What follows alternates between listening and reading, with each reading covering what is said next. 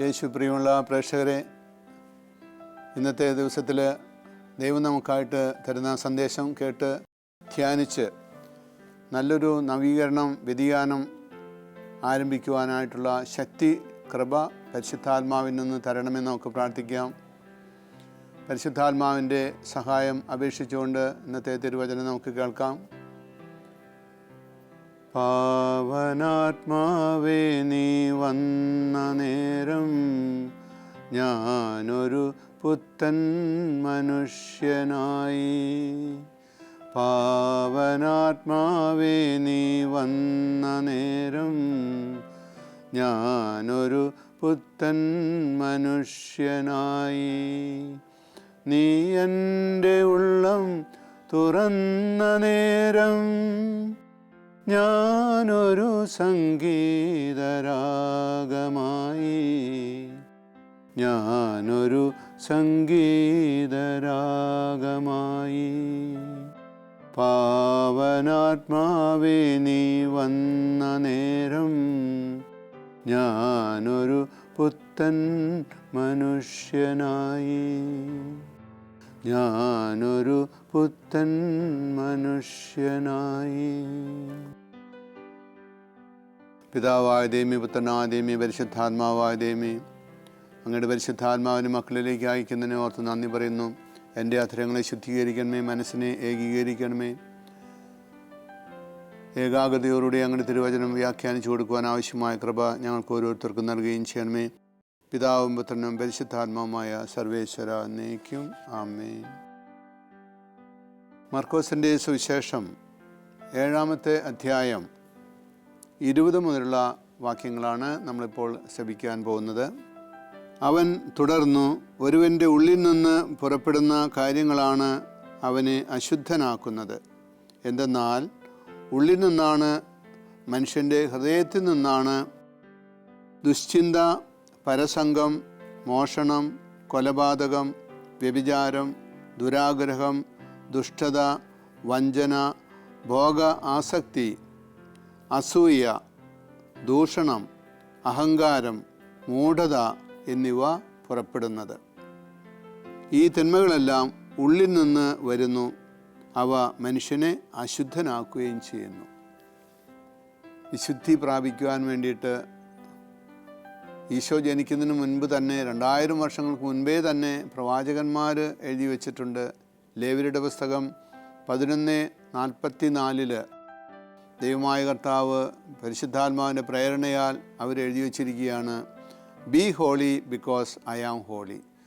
പരിശുദ്ധനായിരിക്കുക, കാരണം ഞാൻ പരിശുദ്ധനാണ്. പരിശുദ്ധനായവനെ അറിയുവാനും അവൻ്റെ അടുത്ത് നിൽക്കുവാനും അവിടുത്തെ പരിശുദ്ധാത്മാവ് നമ്മോട് നേർത്ത സ്വരത്തിൽ സംസാരിക്കുന്നത് കേൾക്കുവാനും യോഗ്യത ഉണ്ടാകുന്നത് ഹോളി ആകുമ്പോഴാണ്, പരിശുദ്ധരാകുമ്പോഴാണ്. അതിനുള്ള ചേരുവകൾ എന്തൊക്കെയാണെന്ന് ഗലാത്യർക്ക് എഴുതിയ ലേഖനം 4-ാമത്തെ അധ്യായത്തിൽ പറയുന്നുണ്ട്. ഇവിടെ മർക്കോസിൻ്റെ സുവിശേഷം 7-ാമത്തെ അധ്യായത്തിൽ 20 മുതലുള്ള വാക്യങ്ങളിൽ ഏതാണ്ട് 9ഓളം ദുർഗുണങ്ങൾ മാറ്റണം എന്ന് കർത്താവ് പറയുകയാണ്. ഭക്ഷണത്തിൻ്റെ കാര്യം പറഞ്ഞ്, ആചാര അനുഷ്ഠാനങ്ങളുടെ കാര്യം പറഞ്ഞ് ഈശോയോട് തർക്കിച്ച ഫരിസേയ പ്രമാണികളോട് ഈശോ പറഞ്ഞത് ഇതാണ്: ഒരുവൻ്റെ ഉള്ള് ശരിയാവണം, മനസ്സ് ശരിയാകണം. അപ്പോഴാണ് ദൈവത്തെ അറിയുവാനായിട്ട് സാധിക്കുക. ബാഹ്യമായ ആചാര അനുഷ്ഠാനങ്ങൾക്ക് അമിത പ്രാധാന്യം കൊടുക്കരുത് എന്നാണ് ഈശോ അവരെ പഠിപ്പിച്ചത്. കർത്താവ് ഇത് പറഞ്ഞപ്പോൾ അവിടുന്ന് ഉദ്ദേശിക്കുന്നത് ഓരോ ആത്മാവിനെയും, മനുഷ്യാത്മാവിനെയും ദൈവത്തിന് കിട്ടണം, സ്വർഗത്തിൽ അവർ എത്തണം. കാരണം മനുഷ്യനെ ദൈവം സ്വന്തം ഛായയിലും സാദൃശ്യത്തിലും സൃഷ്ടിച്ചിരിക്കുകയാണ്. അതുകൊണ്ടാണ് ഭൂമിയിൽ മനുഷ്യന് ഇത്രമാത്രം പ്രാധാന്യം. അതുകൊണ്ടാണ് മനുഷ്യനെ കൊല്ലരുത് എന്ന് ദൈവം പ്രത്യേകം പറഞ്ഞിട്ടുള്ളത്. മൃഗങ്ങളെ കൊല്ലാം, ആവശ്യത്തിന് അവരുടെ ഇറച്ചി ഉപയോഗിക്കാം, പക്ഷേ മനുഷ്യനെ കൊല്ലാൻ പാടില്ല. കാരണം മനുഷ്യൻ്റെ ജീവനിൽ അധികാരം, പൂർണ്ണ അധികാരമുള്ളത് ദൈവത്തിനാണ്. ആ വ്യക്തി സ്വർഗത്തിൽ എത്തിച്ചേരണം എന്നുള്ളത് ദൈവത്തിൻ്റെ താല്പര്യമാണ്, വലിയ ആഗ്രഹമാണ്. ആ ഉദ്ദേശത്തോടു കൂടിയാണ് ഭൂമിയിൽ അവനെ വ്യത്യസ്ത രൂപത്തോടുകൂടി ദൈവം സൃഷ്ടിച്ചുകൊണ്ടിരിക്കുന്നത്. അതുകൊണ്ട് നമ്മിലുള്ള ദുർഗുണങ്ങൾ, അശുദ്ധി ഓരോന്നോരോന്നായിട്ട് നമുക്ക് മാറ്റാനായിട്ട് ശ്രമിക്കാം. ജഡത്തിൻ്റെ പ്രവണത അനുസരിച്ച് നോക്കുമ്പോൾ ഈ ദുർഗുണങ്ങളൊന്നും പാപമല്ല, അഴുക്കല്ല. പക്ഷേ ദുർഗുണങ്ങൾ വർദ്ധിക്കുന്തോറും എന്താണ് സംഭവിക്കുന്നത്? നന്മ ചെയ്യാൻ കഴിവില്ലാത്ത മരവിച്ച ഒരു മനസാക്ഷി നമുക്ക് ഉണ്ടാവും. എസെക്കിയേലിൻ്റെ പുസ്തകത്തിൽ 12:24 പറയുന്നുണ്ട്, നിൻ്റെ മനസ്സ് ക്ലാവ് പിടിച്ചതാണ്, അഴുക്ക് നിറഞ്ഞതാണ്, അതിനെ ശുദ്ധിയാക്കുക. സക്കറിയായുടെ പുസ്തകം 3-ാമത്തെ അധ്യായം 4-ാമത്തെ വാക്യത്തിൽ പറയുന്നു, നിൻ്റെ അഴുക്ക് നിറഞ്ഞ വസ്ത്രം മാറ്റുക, ഞാൻ നിന്നെ വിശുദ്ധിയുടെ ഉടയാട ധരിപ്പിക്കും. ആ വിശുദ്ധിയുടെ ഉടയാട കിട്ടാനായിട്ട്, അത് സ്വന്തമാക്കാനായിട്ട് പരിശ്രമിക്കുമ്പോൾ നമ്മുടെ ജഡികമായ പ്രേരണകൾ പറയും, സാരമൊന്നുമില്ല, നീ ഇഷ്ടം പോലെ ജീവിച്ചുകൊള്ളുക, ഇതൊന്നും പാപമല്ല എന്ന് ജഡപ്രവണതകൾ പറയും. പിശാച് അതിന് സപ്പോർട്ട് ചെയ്യും. അത് സംഭവിക്കാതിരിക്കാൻ എപ്പോഴും കരുതലുള്ളവരും ജാഗ്രതയുള്ളവരും ആയി ജീവിക്കുകയും പെരുമാറുകയും സംസാരിക്കുകയും ജോലി ചെയ്യുകയും ചെയ്തുകൊണ്ടിരിക്കുമ്പോൾ നമുക്ക് പ്രാർത്ഥിക്കാൻ എളുപ്പമുണ്ടാവും, മനസ്സിന് സ്വാതന്ത്ര്യം ഉണ്ടാവും. എന്തുകൊണ്ടാണ്? മനസ്സിൽ കറയില്ല, കപടതയില്ല, വക്രതയില്ല, ദുഷ്ടതയില്ല, ആർത്തിയില്ല.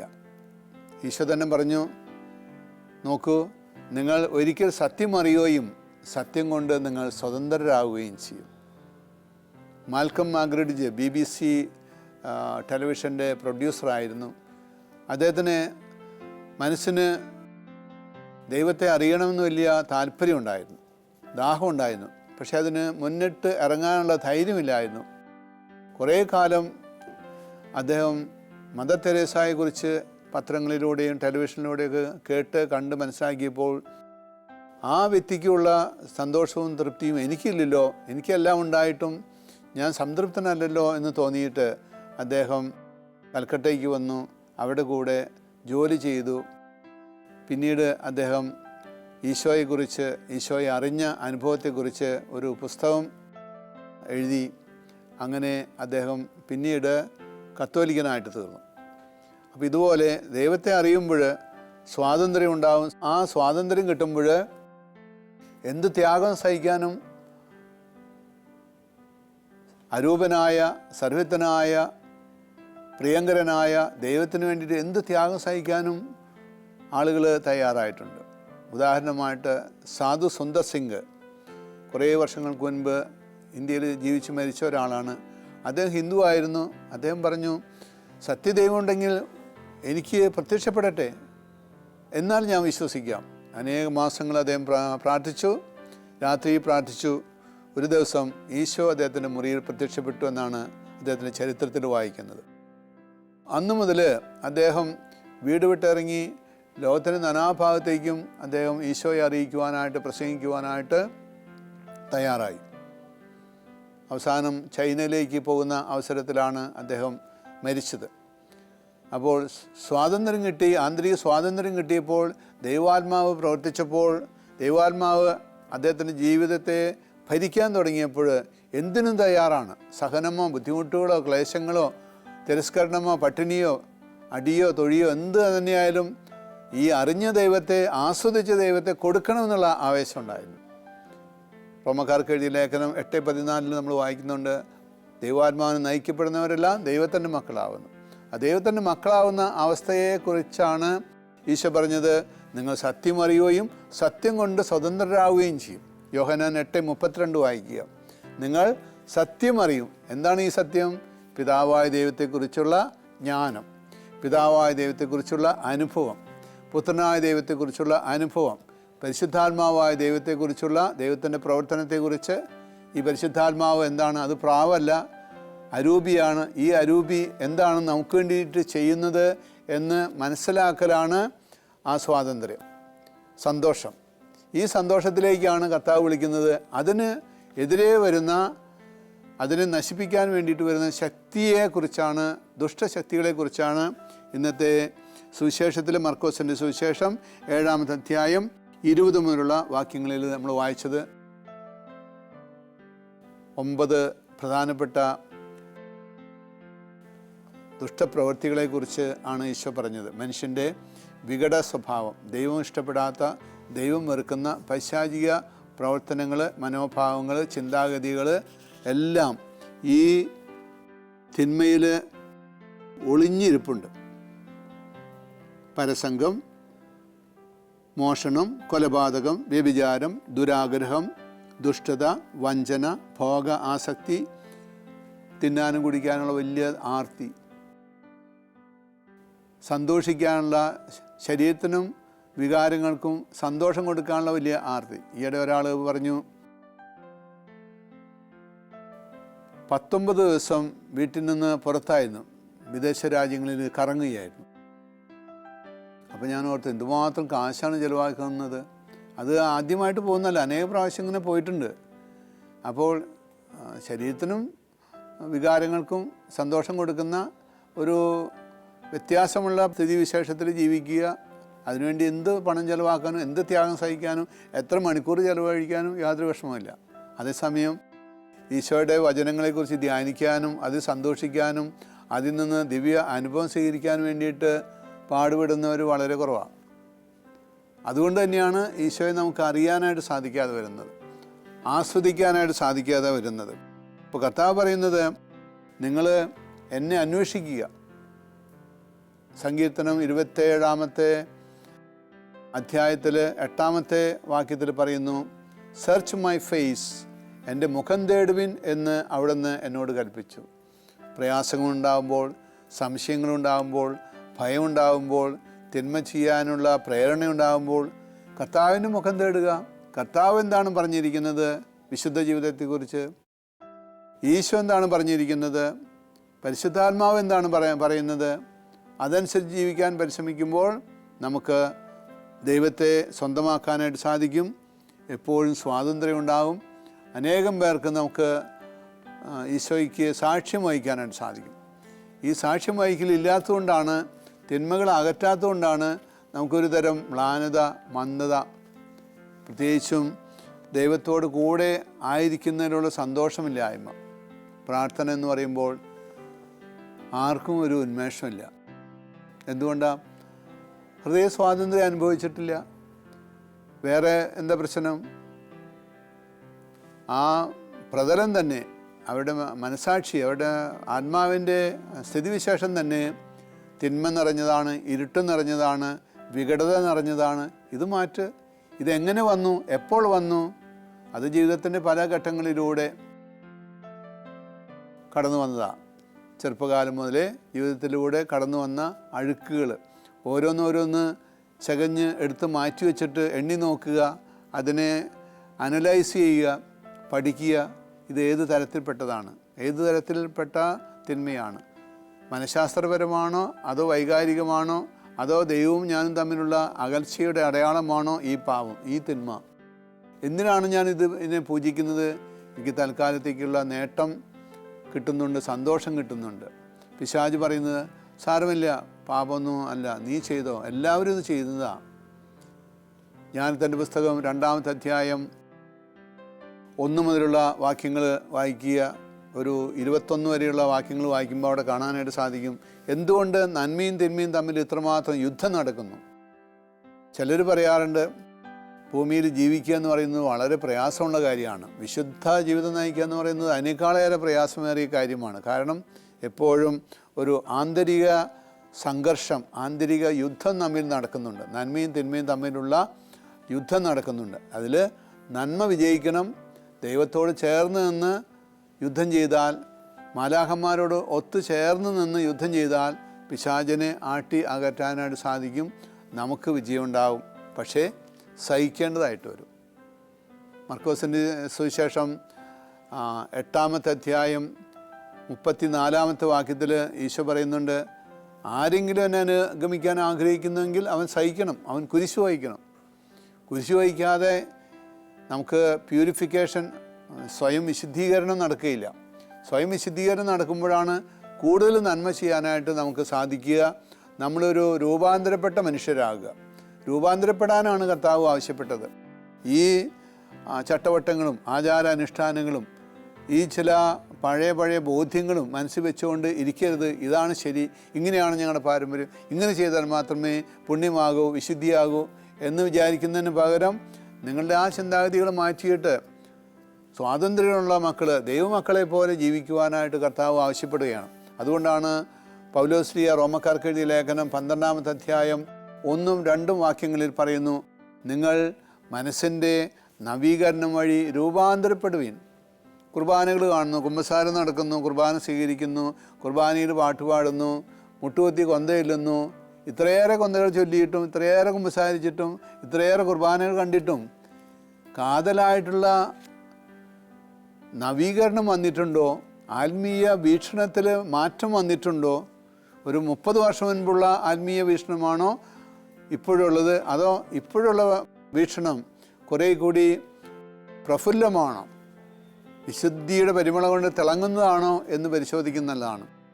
നിങ്ങൾ മനസ്സിൻ്റെ നവീകരണം വഴി രൂപാന്തരപ്പെടുവിൻ, അപ്പോൾ നിങ്ങൾക്ക് നല്ലതും പൂർണ്ണവും ദൈവേഷ്ടകരമായ കാര്യങ്ങൾ തിരിച്ചറിയാൻ സാധിക്കും. ഒരു വലിയ ഓഫീസർ എന്നോട് ഇങ്ങനെ പറഞ്ഞു, ഈയിടെയായിട്ട് കുറച്ച് മാസങ്ങളായിട്ട് ഓഫീസിൽ ചെല്ലുമ്പോൾ തെറ്റുകൾ ചെയ്തു പോകുന്നു. അവിടെ ഓഫീസിലുള്ള ആളുകളോട് തെറ്റ് ചെയ്തു പോകുന്നു. തിരിച്ചു വരുമ്പോൾ ഒരു സന്തോഷമില്ലായ്മ, നന്മ ചെയ്യാൻ പറ്റാത്തതുകൊണ്ട്, മറ്റുള്ളവരെ വേദനിപ്പിച്ച് പോകുന്നതുകൊണ്ട്. ഞാൻ മെയിൻ ഓഫീസറാണ്. അവിടെ പലപ്പോഴും ഞാൻ തട്ടിക്കയറാറുണ്ട്, നുണ പറയാറുണ്ട്, കള്ളത്തരം കാണിക്കാറുണ്ട്. എൻ്റെ നോട്ടത്തിലൊക്കെ വലിയ വ്യത്യാസം വന്നിട്ടുണ്ട്. എന്തുകൊണ്ട് എങ്ങനെയാണ് അത് വന്നതെന്ന് എനിക്കറിയില്ല. അപ്പം ഞാൻ പ്രാർത്ഥിച്ചിട്ട് പറഞ്ഞു, ഇൻ്റർനെറ്റിൽ അനാവശ്യമായിട്ടുള്ള ചിത്രങ്ങൾ നോക്കാറുണ്ടോ? മടുപ്പ് തോന്നുമ്പോൾ അങ്ങനെയൊക്കെ വന്ന് ഇരുന്ന് നോക്കാറുണ്ട്.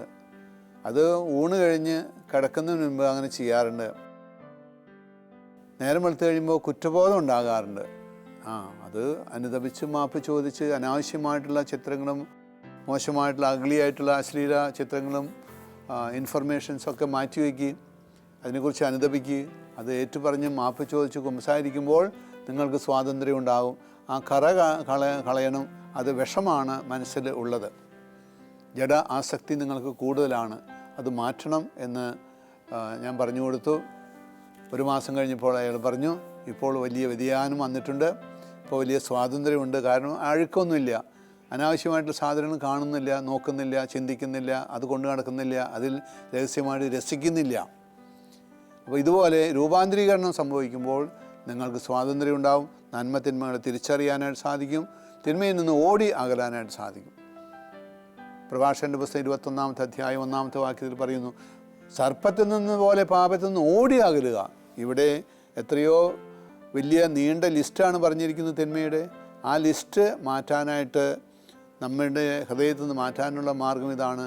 സർപ്പത്തിൽ നിന്ന് പോലെ പാപത്തിൽ നിന്ന് ഓടി അകലുക. അടുത്ത് ചെന്നാൽ അത് കടിക്കും, നിൻ്റെ ജീവനെ സംഹരിക്കും.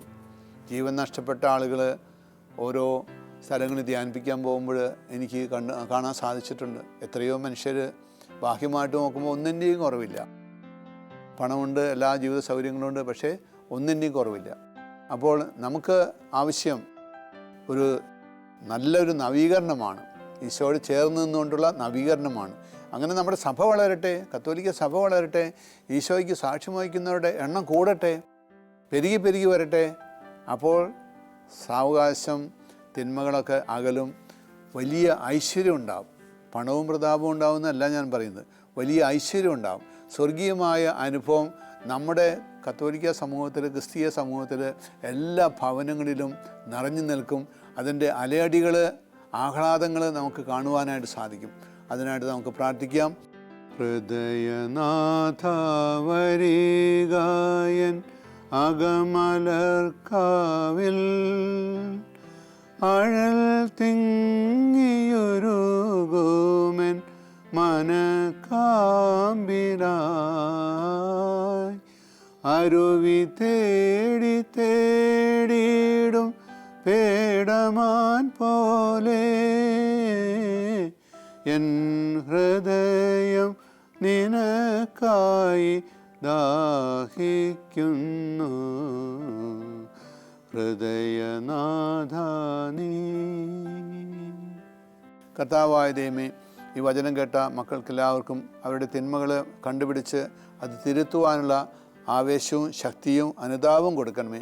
അതുവഴിയായി ജീവിത നവീകരണം വഴിയായി വീട്ടിലുള്ളവർക്ക് കൂടുതൽ സന്തോഷവും സമാധാനവും സ്വാതന്ത്ര്യവും ഐശ്വര്യവും ലഭിക്കുവാൻ ഇടവരട്ടെ എന്ന് പ്രാർത്ഥിക്കുന്നു. നന്മ വർഷിക്കാനായിട്ട് തടസ്സമായിരിക്കുന്ന അവരിലെ വിഷാംശം കഴുകിക്കളയുവാനുള്ള അനുതാപം കൊടുക്കണമെന്ന് പ്രാർത്ഥിക്കുന്നു. തിന്മയുടെ സാഹചര്യങ്ങൾ, കൂട്ടുകാർ, ഇൻ്റർനെറ്റ്, മോശമായ ചിത്രങ്ങൾ, മോശമായ സംസാരങ്ങൾ, മോശമായ പുസ്തകങ്ങൾ, മാസികകൾ സ്വീകരിച്ച് അതിൽ നിന്ന് തെറ്റായ ആശയങ്ങളും മറ്റ് അഭിപ്രായങ്ങളും ലോകത്തിൻ്റേതായ അഭിപ്രായങ്ങളും സ്വീകരിക്കാതിരിക്കാനുള്ള കൃപ, ധൈര്യം, തൻ്റെ ഇടം അവർക്ക് കൊടുക്കണമേ. സ്വർഗ്ഗദൂതന്മാരെ, മാലാഖമാരെ, വിശുദ്ധന്മാരെ, നിങ്ങളെല്ലാവരും ഇവർക്ക് എപ്പോഴും കാവലായിരിക്കണമേ. വിശുദ്ധ കൊച്ചറേസിയായെ, വിശുദ്ധ കുര്യാക്കോസിയായ, വിശുദ്ധ എഫ്രാസ്യമ്മയെ നിങ്ങളെല്ലാവരും ഇവർക്ക് വേണ്ടി സ്വർഗത്തിൽ നിന്ന് മാധ്യസ്ഥം വഹിച്ച് പ്രാർത്ഥിക്കണമേ. ഈ പ്രാർത്ഥനകളെല്ലാം പിതാവായ ദൈവമേ, അവിടുത്തെ പുത്രനായ ശംശയ വഴി അങ്ങേക്ക് ഞങ്ങൾ സമർപ്പിക്കുന്നു. ദയാപൂർവ്വം ഞങ്ങളുടെ പ്രാർത്ഥന സ്വീകരിക്കണമേ. ആമേൻ. പുരോഹിതൻ്റെ ആശീർവാദത്തിനായിട്ട് ശിരസ്സ് നമിക്കാം. കർത്താവായ ദൈവമേ, വചനം ശ്രദ്ധാപൂർവ്വം കേട്ട മക്കൾ ഓരോരുത്തരെയും സമൃദ്ധമായിട്ട് അനുഗ്രഹിക്കണമേ. തിന്മയുടെ ലിസ്റ്റെല്ലാം അവർ മനസ്സിലാക്കി അതിൽ നിന്ന് പിന്തിരിയുവാനായിട്ട് തീരുമാനമെടുത്തു കഴിഞ്ഞു. അത് ഏറ്റുപറയുവാനുള്ള ധൈര്യം, തൻ്റെ ഇടം, ആത്മാർത്ഥത, സത്യസന്ധത അവർക്ക് കൊടുക്കണമേ. പുരോഹിതരിൽ നിന്ന് ഔദ്യോഗികമായി പാപമോചനം സ്വീകരിച്ച് വിശുദ്ധിയുടെ മാർഗത്തിലൂടെ സഞ്ചരിക്കുന്നവരെ അവിടുന്ന് പ്രാപ്തരാക്കണമേ. ഈ പ്രാർത്ഥനകളെല്ലാം കർത്താവെ അവിടുന്ന് കേട്ടു ഞങ്ങൾ വിശ്വസിക്കുന്നു. ദൈവത്തിൻ്റെ കാരുണ്യവും വാത്സല്യവും ഇന്ന് നിങ്ങൾക്ക് സമൃദ്ധമായിട്ട് ലഭിക്കുമാറാകട്ടെ, ഇപ്പോഴും എപ്പോഴും എന്നേക്കും. ആമേൻ.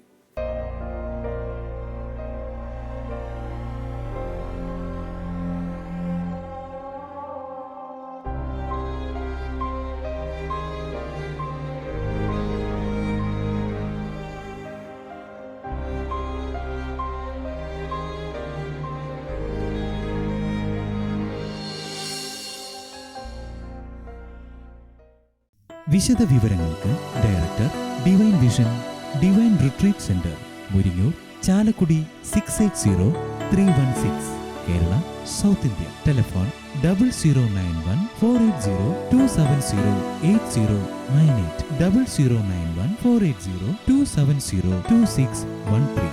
Fax 0091-480-270-8097. Email mail.divintv@gmail.com. Website www.drcm.org.